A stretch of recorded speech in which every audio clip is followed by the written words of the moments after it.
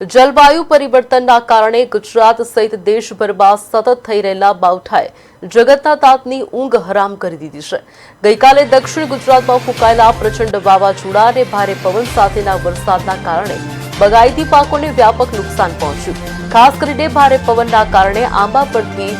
કહી શકાય કે નાની કેરીઓ મોટા પ્રમાણમાં ખરી પડતા કેરી પકવતા ખેડૂતોને લાખોનું આર્થિક નુકસાન વેઠવવાનો વારો આવ્યો છે। હાલ ખેતરોમાં ઘઉં અને ચણાની કાપણીની સિઝન પૂરજોશમાં ચાલી રહી છે, ત્યારે જ કમોસમી વરસાદ ખાબકતા તૈયાર પાક પલળી જવાની ભીતિ સેવાઈ રહી છે। ખેડૂતોની ચિંતામાં વધારો કરતા હવામાન વિભાગે જણાવ્યું છે કે હજુ પણ આગામી 1 થી 2 દિવસ માવઠાની અસર રહી શકે છે।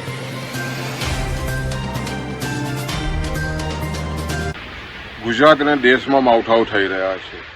અને આ માવઠાની સીધી અસર તમે જુઓ તો ખેતી અને ખેડૂત પર થઈ રહી છે। ને ખાસ કરીને દક્ષિણ ગુજરાતની વાત કરીએ તો જે રીતે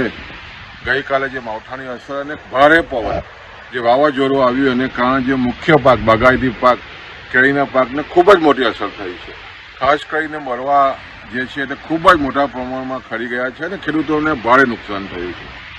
સાથે સાથે તમે જોવો તો ખાસ કરીને અત્યારે ઘઉં રવિ સિઝનની કાપણીની સિઝન ચાલી રહી છે, ઘઉં કાપણી થઈ રહ્યા છે, સાથે સાથે ચણાની પણ મોટા પાયે કાપણી થઈ રહી છે અને એવા સમયે જે રીતે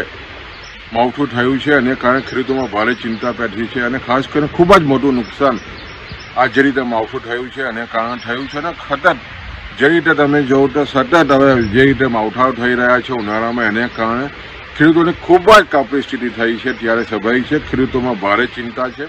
અને જ્યારે આવનારા હજુ 1-2 દિવસમાં પણ માવઠાની જ્યારે અસર થવાની છે ત્યારે સ્વાભાવિક છે ખેડૂતોને પણ વિનંતી છે, ખાસ કરીને જે પાક ખેતરમાં ઊભો છે, ઘઉં છે,